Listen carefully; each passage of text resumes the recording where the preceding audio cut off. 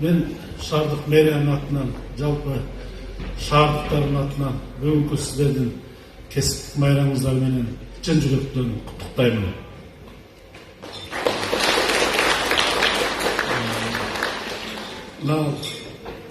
Айрыкча ушу COVID-19 илдети бүт дүйнөнү каптап, анын ичинен биздин Кыргызстанга дагы келгенде, мына сиздер менен биргеликте биз эл аягындай дүрбөлөңгө түшүп, паникага алдырып, даже биз өзүбүз мындай коркуп калган күндөр болду да, эмне болот экен деп.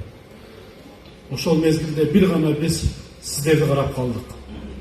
Ушу медицина кызматкерлери эмнени бизге айтат экен, кандай ушу өздөрүн кармайт экен деп, баарыңыздар эле ушу аябай жакшы иштедиңиздер да. Канча деген адамдардын өмүрүн сактап калдыңыздар. Канча деген адамдарыбыз ушу пандемияга чалдыгып, бир туугандарыбыздан, жакындарыбыздан айрылдык. Бул ушул илдетти көпчүлүгү ушул ооруларды унутуп калышы мүмкүн. Бирок башыбыздан өткөргөн катары биздин тууган уруктар дегенде, биздин шаардыктар эч качан сиздердин эмгегиңиздерди унутпайбыз. Мына шаардык оорукананын дарыгерлери, айрыкча жаштар, ыктыярчылар, мына мен ошол кызыл зонага чейин барып сиздер менен жолугаттым. Мындай патриотикдик сезим менен түнү күнү иштеп, ушу элибизди аман сактап калдыңыздар. Анын ичинде мынау үй бүлөлүк дарыгерлер борборунун кызматкерлери ушу ар бир подворно кыдырып, ушул оорунун алдын алуу иштерине өмүрлөрүн тобокелге салып, биринчи симптомдору байкаганда ошол үйүндө көпчүлүгү дарылашып, алгачкылардан болуп биз ушу Ош шаарында күндүзгү стационарларды ачып, ушул элибизге, анын ичинде шаардыктарга эле эмес, областыбыздын жакынкы райондагы элдерге дагы көптөгөн жардамдарды кылдыңыздар.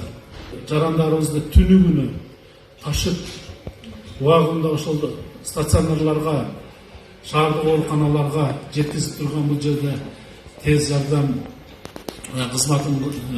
медицина кызматкерлери дагы, айдоочулар дагы турат. Мен уларга дагы, үй бүлөлүк дарыгерлер борборунун кызматкерлерине дагы, ошондой эле бул жерде бизге кызмат жардам кылган ыктыярчылар да болсо керек, баардык ушул медицина кызматкерлерине дагы бир жолу чоң ыраазычылык менен рахматымды айтам.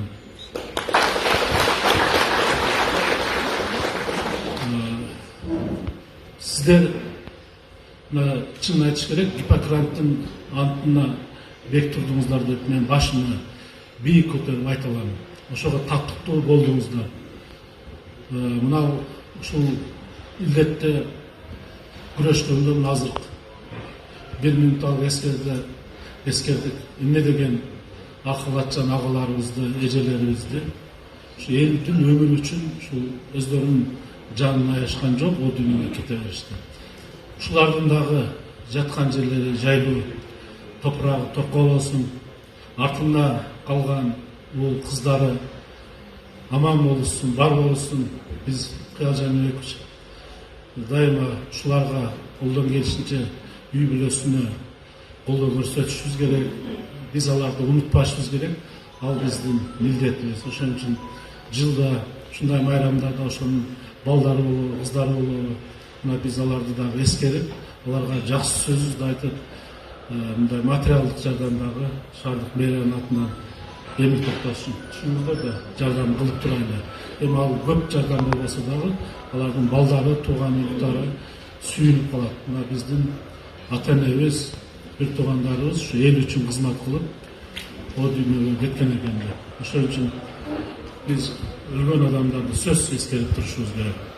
Мына мен ушул былтыркы айрыкча пандемия башталганда, оору күчүп атканда, күндө эртең менен маалымат келгенде, медицина кызматкерлери оорубасынчы деп ушуну эле тилеп калдым да. Баягы согуш болсо деле солдат өлбөсүн дейт экенсиз.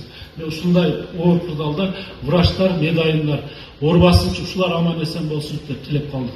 Ошон үчүн мен дагы бир жолу Кудайдан тилейм, сиздер бар болуңуздар, сиздер оорубаңыздар. Кудайга башчылык кылыңыздар. Чоң рахмат.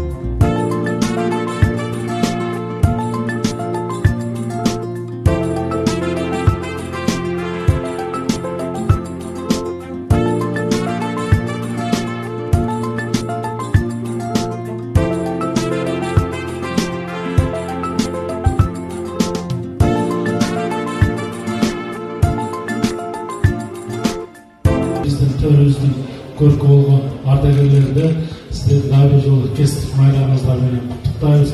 Аман болуңуздар, дайыма ушундай бүгүнкүдөй биздин төрүбүздүн көркү болуп жүрө бериңиздер. Оорубаңыздар. Чоң рахмат.